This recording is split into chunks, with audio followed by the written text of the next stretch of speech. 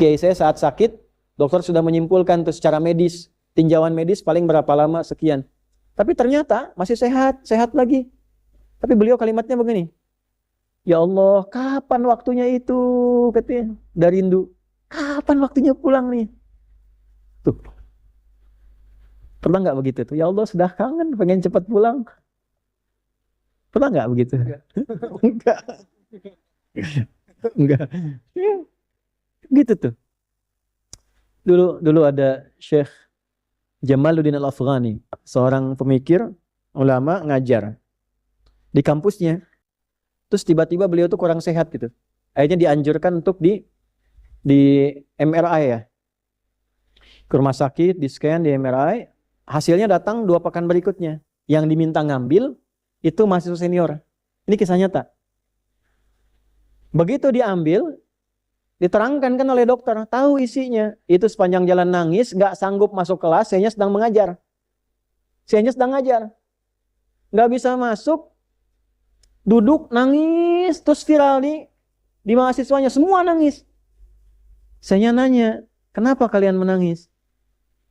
Gak sanggup bicara, terus temannya menguatkan dengan mengatakan, Syekh, berdasarkan hasil scan ini, MRI ini, secara medis umur Syekh tidak lama lagi. Kurang lebih 2 pekan. Secara medis, karena sudah komplikasi. Apa jawaban Syekhnya? Hah? Bagaimana jika ada yang sangat merindukanmu, ingin bertemu denganmu? Kalian senang atau sedih?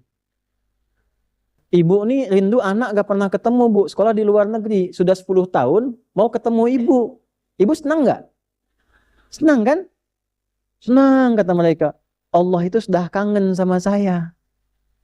Saya pun sudah lama kangen sama Allah. Sebentar lagi saya ketemu. Kenapa kalian mesti nangis? Tuh. Ketemu Allah. Gak pernah lihat, dikasih oksigen. Kasih hidup. Insya Allah. Kasih kenyamanan. Kasih nikmat. Gak pernah ketemu. Gak pernah lihat. Pengen lihat. Kangen. Pengen lihat. Masa gak pernah kangen? Masa gak pernah rindu?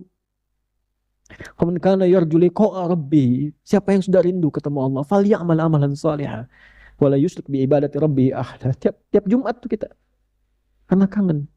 Masa nggak kangen sih? Imannya di mana masa nggak kangen sama Allah? Sama Nabi kangen kan kita? Kangen.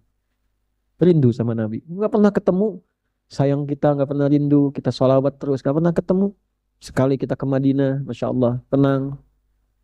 Terus waktunya mau ketemu. Tapi pas mau ketemu, kotor, badannya kotor, hatinya kotor, mulutnya kotor, malu kan ketemunya. Makanya perbaiki. Sebelum waktunya tiba, semua teracak-acak, semua berantakan, perbaiki dulu dari kita tuh. Jadi ayah masa ketemu Allah, anaknya begitu, malu kan ketemu Allah. Pas ditanya anaknya begitu, gak kenal Allah, gak bisa sholat, malu. Malu. Gitu. Masa mau pulang dalam keadaan kotor? Allah ngasih baik sama kita. Lahirnya kita bersih. Lahir bersih, bagus, baik, disayang-sayang. Masa pulangnya kotor? Nggak malu. Kerja kotor, tangan kotor, kaki kotor. Nggak malu. Nah, makanya ini ayat nggak biasa gitu. Jadi begitu baca satu ayat itu, kalau kita baca pakai iman, getaran hatinya beda.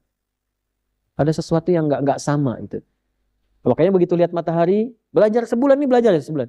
Nanti bulan depan belajar tentang bintang. Ya?